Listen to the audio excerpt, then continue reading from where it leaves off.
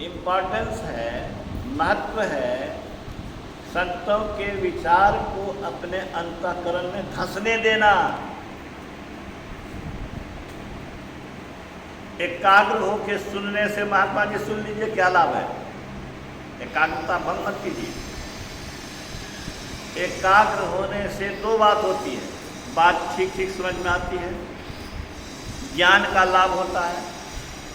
दूसरा, एकाग्र होकर सुनने का मतलब है ध्यान करना। समझ रहे हैं? एकाग्र होकर सुनने का मतलब क्या है? ध्यान।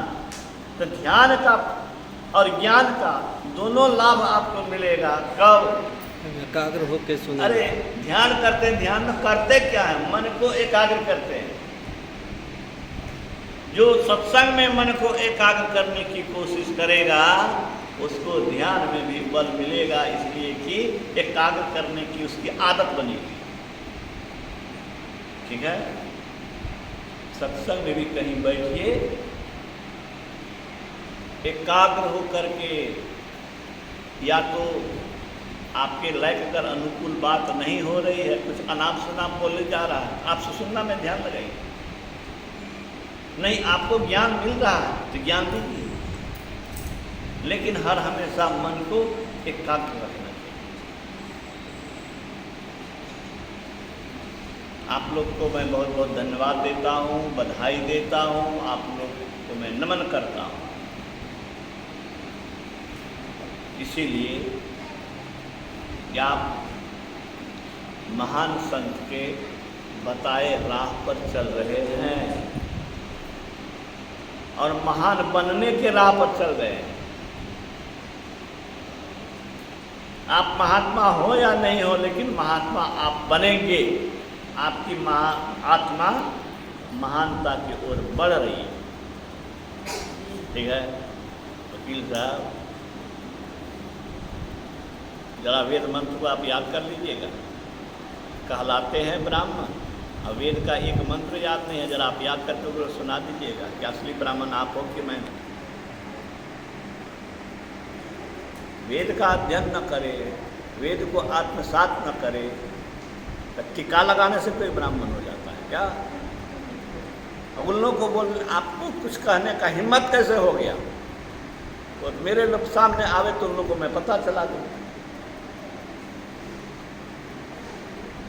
वेद का अध्ययन, वेद और संत मत में कोई फर्क नहीं है। वेद में वही बात है, वही बात संत मत।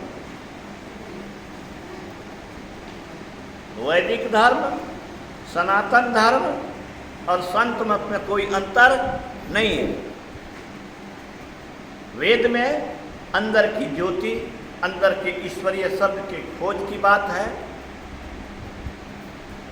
संत मत में भी इसकी आवश्यकता है, इसका ज्ञान दिया जाता है। गुरु महाराज ने कहा संत मत सनातन धर्म है।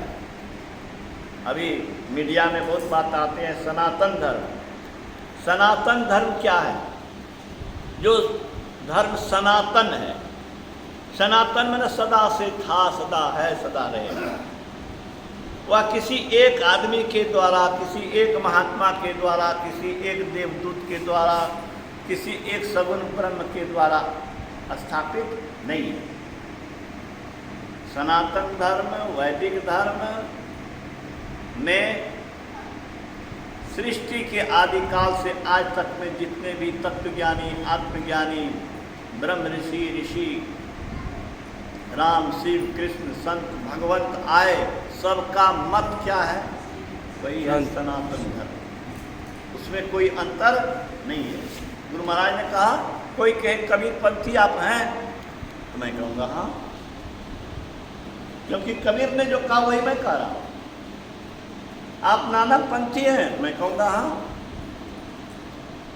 मोटी और बाहरी बातों को हटाकर मूल और सार विचारों को ग्रहण किया जाए तो यही सिद्ध होगा कि सब संतों का एक ही मत है। देखिए कितनी बात है।